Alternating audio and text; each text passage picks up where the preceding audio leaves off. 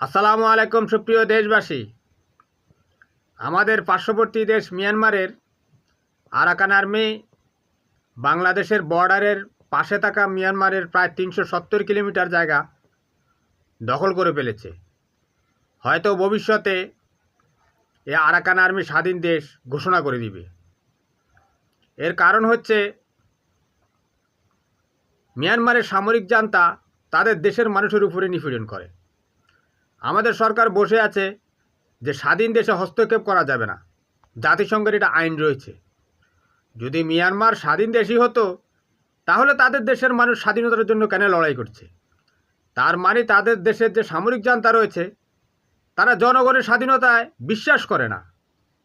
এমত অবস্থায় আমরা যদি মিয়ানমার সরকারের সাথে জড়িয়ে থাকি, ভবিষ্যতে যদি আরাকান আর্মি স্বাধীন হয়ে যায় তাহলে তারা আমাদেরকে ঘৃণা করবে, আমাদের সাথে